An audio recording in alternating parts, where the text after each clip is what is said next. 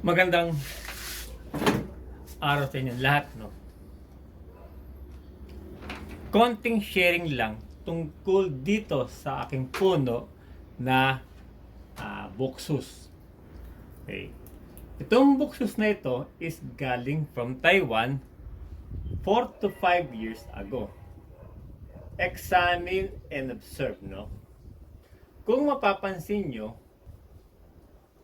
medyo hindi gaano kagandahan ang kanyang foliage. So kung mapapansin nyo, is meron siyang mga naninilaw na dahon, lalong-lalo na dito sa parting likod o sa back branch.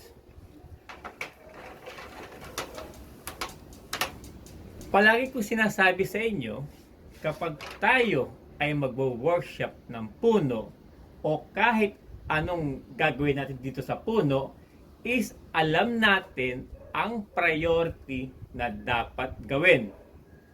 So, hindi tayo basta-basta gagawa ng anong bagay nang hindi naman kailangan ng puno. Okay. Kung mapapansin nyo rin, no, base doon sa mga pictures nung dumating siya dito sa akin from Taiwan, mapapansin nyo na medyo marami na rin akong sanga na pinatubo. No? So marami yan. So ngayon, alam natin na may problema ang puno. Ang tanong, paano tayo ngayon magto-troubleshoot? No? Ang pagto-troubleshoot ng puno, dapat alam natin ang history ng puno for the past 3 to 6 months. At least alam natin kung ano-ano ang mga ginawa natin dito sa puno doon sa mga nasabing panahon. Kunyari, kayo ba is nag-fertilize ng organic, gaano katagal, ano ba ang panahon nung panahong yon nung tayo ay nag-workshop. Marami yan i-consider para maitama natin ang pagto-troubleshoot sa ating puno. Kumbaga, hindi tayo maliligaw. Alam natin ang ating gagawin kapag tayo is magto-troubleshoot. Sa tingin ko, sa ngayon, dahil lately sa aking pagdidilig, is napansin ko is medyo may kabagalan na ang pagbagsak ng lupa. At ang ugali ng buksus is medyo malakas siyang magbigay ng ugat. So malamang puno na ang kanyang puno na to ng ugat dahil yun ang dahilan kung bakit medyo may kabagalan na ang pagbagsak ng tubig. So, palagi ko sinasabi sa umpisa pa lang, tama na, para at least, no, alam natin kung magkakaroon ng problema ang ating halaman, madali tayo mag-troubleshoot. No? Umpisa pa lang kasi maganda ang kanyang drainage.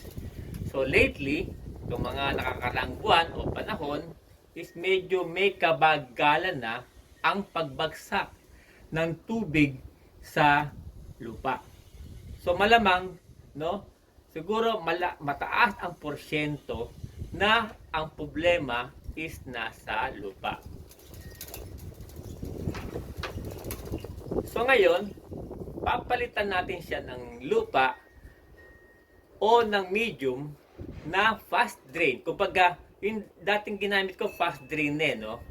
So dapat mas kailangan pa niya na mas mabilis na bagsak ng tubig compared dun sa una kong ginamit. So dapat kung mag-a-adjust tayo ng medium compared dun sa huli nating ginamit, is dapat hindi magbabago ang kanyang water retention. Kumbaga, fast drain pero maganda ang kanyang water retention. Kumbaga, hindi basta-basta siya natutuyo. So tingin ko dahil first time ko na magkaroon ng buksus, tingin ko yun ang gusto niya. Dahil base ito sa aking nakikitang experience o ugali niya.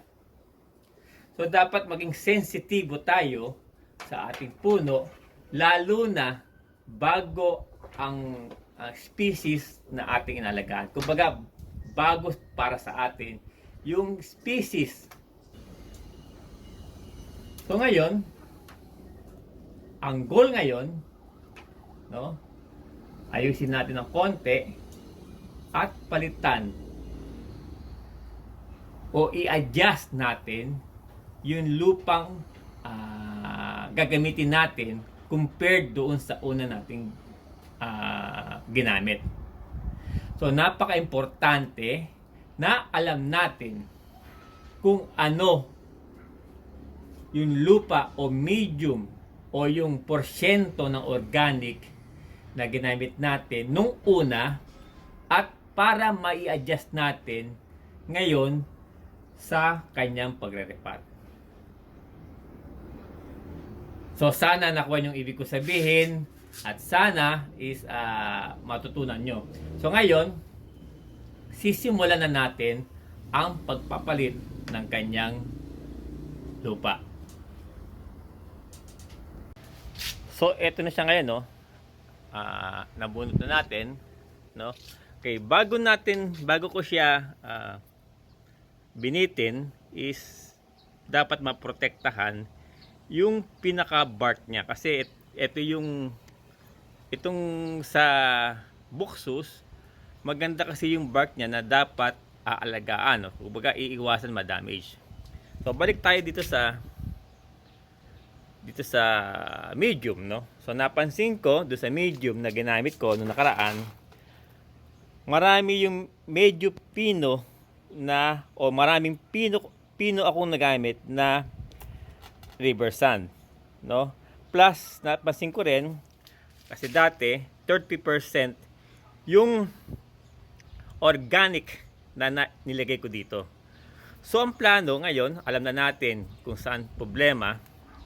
So dapat bawasan ang organic plus lalakihan natin o medyo lalakihan natin yung mga ginamit na river sand. So yan siya.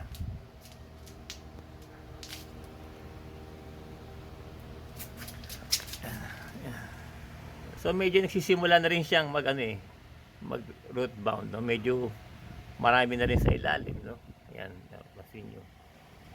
Yan. So tatanggalin natin siya ngayon ng mga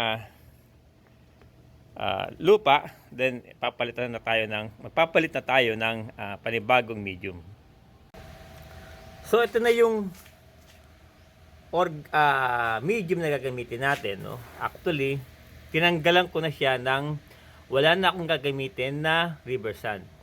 So ang gagamitin ko is pumice saka volcanic cinder. Saka ang size niya is medyo malalaki. Yan. So yung nakikita yung itim, yan yung vermis na 20% na nilagay ko, no. So sa 20 muna tayo dahil malalaki naman yung mga particles o yung size nung volcanic cinder saka ng pumice. So ayan siya. So 20% pinaghalong 1:1 na volcanic cinder saka na pumice. So dahan-dahan natin siyang yung gilid, tatanggalan ng lupa. I never made it, but I know what it takes. I'm motivated by a mix of emotion. Got my statement, and I'm reading it slow so I can understand it fully. Appreciate my stand and go out of this world and right on time. Oh, never in my life have I seen the sky light up like this.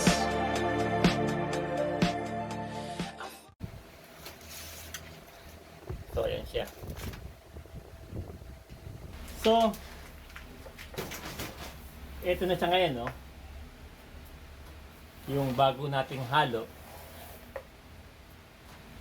So, standard sa pagre-repot, yung malalaki na part is nasa ilalim. Then, ito na yung halo natin, no? Kung mapapansin nyo, no? Yung dating tinuturo ko is parang nakabundok yung ating medium. Para if ever na papato natin siya rito at iti-twist, yan, hindi na natin para mawala yung air pocket na sinasabi natin sa pagre-repot, kapag okay na kayo sa payo niya, yan, pakitingin ko mukhang okay na sa akin, no? Okay. Yan, mukhang okay na sa akin to. Then saka tayo magdadagdag ng medium sa gilid. Yan. Yan, mukhang okay na. So, pero bago tayo magdagdag ng medium, dapat i-secure muna natin yung puno para hindi siya gumalaw.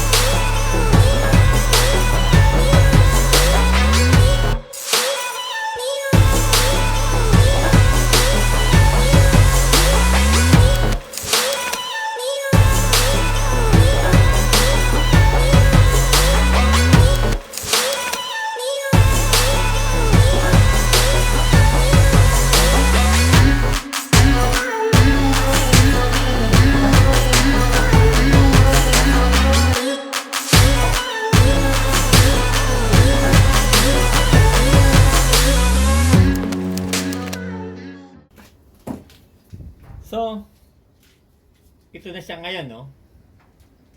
So, nakita nyo kung paano ko siya pinalitan, tinanggalan ng lupa at pinalitan ng bagong medium, no? So, fast drain na siya, no? Fast drain. At nakita nyo kanina, sa aking pagdidilig is hindi siya gaano nag-i-stack o nagiging stagnant yung tubig dito. Kumbaga, diretso bagsak siya. No? So, napansin nyo rin kanina, nilagyan ko siya ng tela para maproteksyonan yung kanyang balat. Dahil ito yung maganda sa buksus, yung kanyang texture ng kanyang bark. So, ito yung iniingatan na magkaroon ng damage.